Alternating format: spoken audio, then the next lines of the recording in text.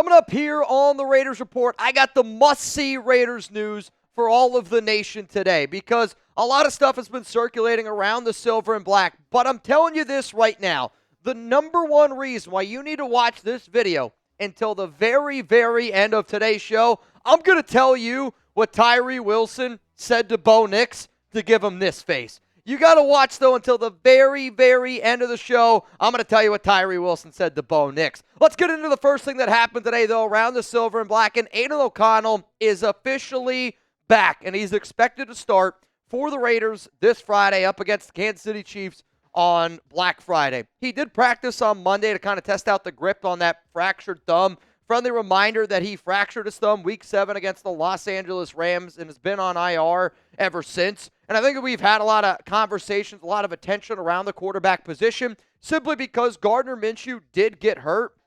And a lot of people were like, oh, man, who's it going to be at QB? There were some reports out there that it could be Aiden. It could be Desmond Ridder. I saw that today. But you know what? We were talking about it was going to be Aidan O'Connell. The moment the injury happened to Gardner, I was live on the show. We were in front of 80,000 people, and I said, Gardner Minshew broke his collarbone. It's going to be Aidan O'Connell, and that's why you should subscribe to the Raiders Report. Because if you're already subbed, you already know that it was going to be Aidan O'Connell's job on Friday, and you're like, Mitch, I saw your video on Sunday and already knew this information. I hear you. I know that today's Tuesday and we got to be able to bring it up again, but I'm serious when I say this. If you want to be that Raiders fan in your group that knows more than your buddies, hit that subscribe button and turn on those notifications to join the Noti gang. Let's talk about this story. Daniel Jones to Las Vegas. I put out a video last week about Daniel Jones and the connection because I knew the Giants were going to end up releasing him, and I knew that I was going to get a lot of questions on it.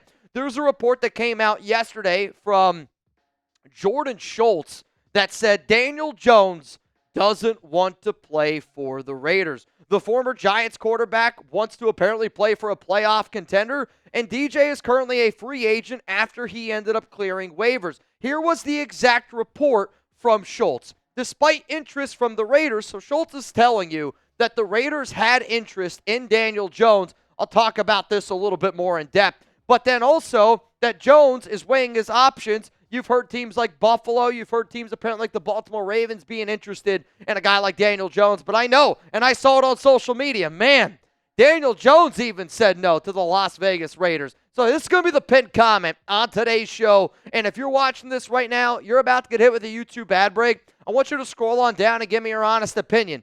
Did you want the Raiders to sign Daniel Jones when you found out he cleared waivers and that he was officially a free agent? My answer is hell flippin' no. I literally said on this show, and I made this video, the Raiders signing Daniel Jones would be the dumbest move ever.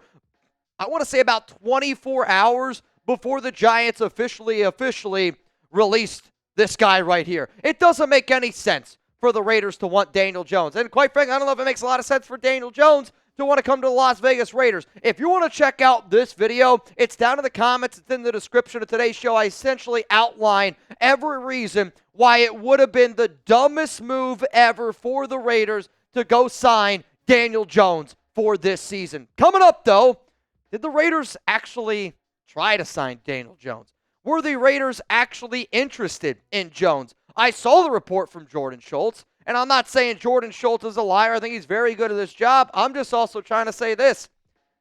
I think he's kind of getting got here a little bit by Daniel Jones' agent, and I'll explain what I mean here in just a moment. Before I do, though, huge shout-out to our sponsor here, Ollie. If you want to know the dog food that I trust for my dog, Chuck, it's Ollie right here. And if you're that crazy dog dad, I'm telling you this is the place where you need to shop and get your dog food. Right now, Ollie is offering a fantastic deal to let your pup taste test a personalized meal plan. Get 70% off your first box of meals when you use promo code CHATSPORTS at ollie.com. And 5 flavors they'll absolutely love. You don't have to be a vet to know that feeding your dog real whole foods with minimal processing is one of the best choices you can make for their health. A perfectly portioned whole food diet has been proven to extend your pup's life by 2.5 years. Who doesn't want more time with their best friend? With no harmful fillers, no preservatives, Ollie is made in the U.S. kitchens with ingredients carefully sourced from trusted growers and processed around the world. Chuck, my dog, is a very, very picky eater, and sometimes I can put food in this bowl, and he won't touch it all day. I gave Chuck the turkey dish with blueberries, which is a picture on screen. You guys can see it. Not now, but we do have a picture of Chuck crushing the blueberry one. He ate this in one sitting. So what I want you guys to do is this. I want you to head to ollie.com, tell them all about your dog, use promo code ChatSports, and you're going to get 70% off your first box of meals when you subscribe today. Head to OLLIE.com and enter code ChatSports to get 70% off your first box. They'll offer a clean bowl guaranteed on their first box, so if you're not completely satisfied, you can get your money back. I love Chuck, and I want you guys to be able to scan the QR code because I'm telling you, I am that crazy dog dad, and I'm not afraid to admit that I'm that crazy dog dad. But I also want to be able to get that extra time with Chuck. Even if it's an extra day, I'm going to make sure that he's eating great because, again, I don't think that anybody loves their dog as much as I love Chuck. But every dog dad says that. But then also, if your dog is a picky eater, I'm telling you, Ollie, he's going to absolutely love it. Chuck's favorite, personally, out of the three that I've given him, because you'll see right here, his favorite is the one with blueberries, though. He does like the sweet potato a lot. I just don't know if he's the biggest fan of chicken. Not saying Ollie's chicken's bad. He's just not the biggest fan of chicken from top to bottom. If Chuck loves it, I think that your dog's going to love it as well. That link's available to y'all down in the comments, down in the description of today's show. Huge shout-out to Ollie for sponsoring the Raiders Report. I see Yoda spamming Chuck down below. Heck yeah, give Chuck some spams down below. Coming up, did the Raiders try to sign Daniel Jones? And I saw the report again. I'm not trying to say that Jordan Schultz is lying or that he wasn't told that the Raiders were interested, but I think he's getting got a little bit here by Daniel Jones' agent. And what do I mean by that? Before the report of Jones not wanting to play for the Raiders was released, Antonio Pierce didn't shut down the idea of signing Jones, and he did say that Tom Telesco would make the decision. So on Monday morning, AP took the presser. He talked about, the Raiders' upcoming game against the Chiefs and was asked about potentially signing Daniel Jones. He deflected that, and he said, it's going to be mainly up to the guy upstairs, referring to Telesco. Antonio Pierce also blamed the Raiders' quarterbacks for their struggles this season. And when you think about this timeline, I do find it to be a little bit of an interesting timeline, and I do think that you can connect at least some of the dots here. But here's what Antonio Pierce said on the biggest difference in the AFC West: quarterback play. Bottom line, quarterback play. Last night, we faced a rookie quarterback, and we were bringing the house at him. Very first play of the game, we came after him at the end of the game, was coming after him. They never flinched. He didn't blink. You watch Patrick Mahomes there yesterday. It's 27-27. He's running the ball like he's running out of bounds. Steps up, gets another 20 yards, and you look at Justin Herbert. The quarterback play with the other three teams, to me, is the biggest difference. I'll admit, I thought it was a little bit lame for AP to say that because some people might say, well, you could also say it's the head coach. But I don't disagree with what Antonio Pierce said because it is the truth. The Raiders quarterback play is arguably the worst in the NFL, and I don't care who your head coach is, you're not going to win in the NFL when you got Gardner Minshew, when you got Aidan O'Connell under center, at least consistently in this league. My opinion is this, though. I'm actually not sure if the Raiders were actually interested in Daniel Jones. And the reason why that I say that is because I do think that Telesco called the Giants and Jones's agent to at least gauge interest. If Tom Telesco didn't call Daniel Jones's agent, and if he didn't call the New York Giants, then that tells me Tom Telesco's not a good GM and he's not doing his job properly. What Daniel Jones's agent, I think, did was, and he, as he should have done, he's trying to spread some rumors out there. He's trying to bump up the asking price on Daniel Jones a little bit, saying, we have so many teams reaching out about Daniel that we're willing to say no to certain teams. That way other teams come a-calling. Because when you listen to the way that Antonio Pierce answered the question of, are the Raiders interested in Daniel Jones? He completely deflected it. And he did not look like he was interested. If there's one thing that I love about Antonio Pierce, it's he wears his heart and his emotions on his sleeve. And there's been multiple times this season when he's up there at a press conference. I can tell when AP wants something, when he doesn't want something, if he's passionate about something, if he's not passionate about something. And you could tell when that question was asked, AP was like, yeah, man, I don't want nothing to do with Daniel Jones, but if Tom Telesco upstairs wants him, I'll let him handle that situation. The other reason why I don't know if the Raiders were interested in Daniel Jones is because they knew on Sunday, before Daniel Jones apparently reportedly is not interested in playing for the Raiders, they knew on Sunday that they were going to get Aidan O'Connell back. And even if Gardner Minshew would not have gotten injured. They were still going to get Aidan O'Connell back, and Aiden was going to be the projected starter for Week 13. So I'm not saying, again, that the Raiders and the report by Jordan Schultz is false. What I'm simply saying is I don't even think the Raiders were dumb enough to go out and try to get Daniel Jones. And I think all that the Daniel Jones talk about him declining to come to the Raiders is just Daniel Jones' agent doing a very good job trying to spark the interest of his client so other NFL teams go out there and go get him. Because here's the thing, I would be shocked if there's a lot of teams out there that are genuinely interested in Daniel Jones because he's not going to be a starter in the NFL. He's going to be a backup probably for the remainder of his career.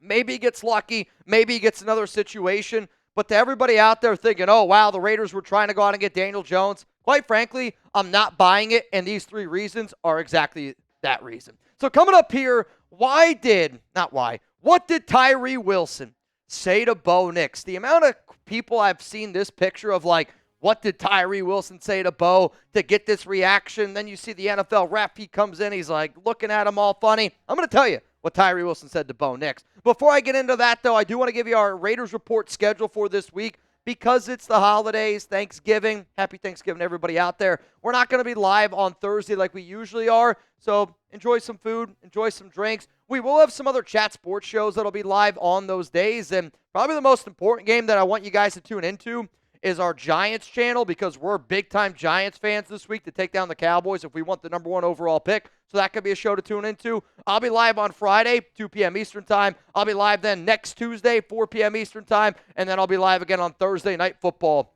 Packers-Lions, going to be a hell of a game at 7 p.m. Eastern Time. So according to a source, Tyree Wilson to Bo Nix said, I am on your bitch ass, little boy. According to a source, Tyree Wilson, to get this reaction from Bo Nix, said, I am on your bitch ass, little boy. I don't know if Tyree Wilson's trying to pull a little Max Crosby to Gardner Minshew, calling him a little ass boy, but I know this, man. Tyree Wilson's been playing some good football, and I wanted to be able to give this opportunity to say, is Tyree Wilson slowly but surely starting to break out? Because Wilson did have a good game against Denver, and I think a lot of times when the name Wilson gets brought up, people instantly go, oh, that guy's a bust, or they only have negative things to say. If you hear somebody talking negative about Tyree Wilson, to me, it's the number one indicator that they're not watching the Raiders this season, that they already packed it up and they closed shop because Wilson right now, I think, is actually playing the best football of his young NFL career. Not a long career, not a lot of great football, but his last 4 games, he's got 3 sacks, and he is starting to improve his ability to stop the run, starting to improve his ability getting after the quarterback. And a lot of the things that Chug said the offseason of, hey, man, maybe we should move him to DT. When he's playing DT at opportunities, he does look a lot better. Tyree Wilson this season, according to PFF, 288 snaps, a 68.2 overall grade. It's that 75.5 run defense grade, which I'm really excited to see from Tyree. Yeah, the pass rush grade, I'm not overly concerned about it because I do view Tyree as a better long-term answer at DT than I do somebody at just a pure edge because of his power. But he's getting better. And if you're not watching football games, you might not realize that Tyree Wilson is actually getting better. So I want you guys to do right now is drop a number. How many sacks will Tyree Wilson finish with this season? He's got 3 right now. 16 tackles, 3 sacks as it stands right now. For me personally, the number that I'm going to go with here for Tyree Wilson is I'm going to say that he's going to finish the season with 5 sacks. And I'm going to go with that number 5. There's 6 games left in the NFL slate. I'm going to say he's going to get another one here, maybe, hopefully against the Chiefs, hopefully not against the Chiefs, depending on what you're rooting for. But to me, he is getting better, and it is a slow but sure process. The confidence is starting to get there, and I'm telling you, if Tyree Wilson puts it together and the confidence matches the athletic ability, the Raiders might really find a very, very special player, and he's a super nice dude. Really hoping that it happens for him and for the Silver and Black.